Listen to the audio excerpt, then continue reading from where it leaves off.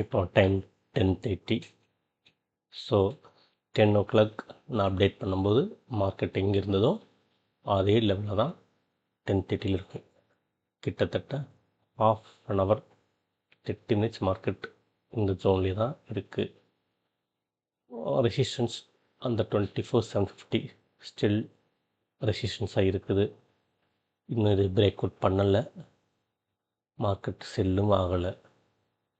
So இன்டாக்டாக இருக்குது. அடுத்து என்ன மூவ் பண்ண போகிறாங்க அப்படிங்கிறது தெரியல. ஒரு buy in dip strategy use பண்ணலாமா அப்படிங்கிறதுக்காக வெயிட் பண்ணுறேன். அது செல்லும் ஆகலை. ஸோ மார்க்கெட் வந்து very flat now. Expiry day வேறு. ஸோ கொஞ்சம் கேர்ஃபுல்லாக தான் இருக்கணும்.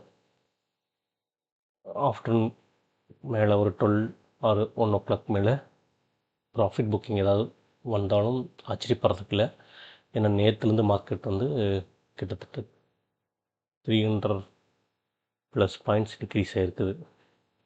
நேற்றுக்கு 24,500, இப்போ 24,750, 250 பாயிண்ட்ஸ் நேற்றுக்கு ஓப்பனிங்லேருந்து மார்க்கெட் இப்போ இன்க்ரீஸ் ஆகிருக்கு. ஸோ கால் ப்ரீமியம் நல்ல ஒரு ப்ராஃபிட்டில் தான் இருக்கும். நேற்றுக்கு மார்னிங் வாங்கினவங்களுக்கு ஹோல்டிங் பை அண்ட் ஹோல்ட் பண்ணுறவங்க ப்ராஃபிட் புக் பண்ணால் ஒரு டவுன் பாசிபிலிட்டிஸ் இருக்குது.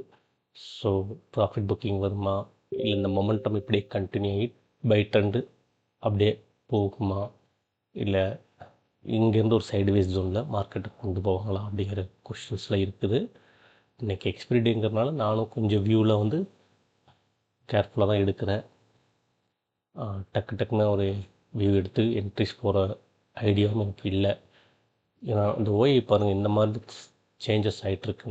ஸோ இனி 24,750 இன்னொரு ஆஃப் அன் ஹவர் கழித்து சடனாக புட் ரேட்டர்ஸ் அதிகமாகலாம், இல்லை 24,700 இன்னொரு ஆஃப் அன் ஹவர் கழித்து கால் ரேட்டர்ஸ் அதிகமாகலாம். ஏன்னா இன்றைக்கி எக்ஸ்பிரி டே, வீக்லி எக்ஸ்பிரி டேனால எந்த பக்கம் வேணால் சேஞ்சஸ் நடக்கும். ஸோ இது பேஸாக எடுத்து நம்ம ட்ரேட் பண்ணும்போது கொஞ்சம் கேர்ஃபுல்லாக பண்ணணும்.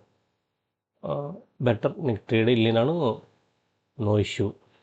ட்ரேட் எடுத்து நம்ம லாஸ் பண்ணி அந்த லாஸை ரெக்கவர் பண்ணுறதுக்கு ட்ரேட் பிளான் பண்ணுறது பெஸ்ட்.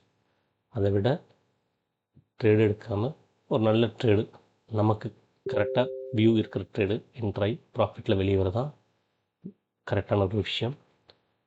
ஸோ இன்றைக்கி வெயிட் அண்ட் வாட்ச் அப்படிங்கிற மோடு தான். வியூ அப்படின்னா கால் ஆப்ஷனுக்கு தான் ஃபேவராக இருக்குது. பட் அதுக்கு ஒரு செல்லாகி வந்தால் கால் ஆப்ஷன் போகணும். So let's wait and see. Thank you.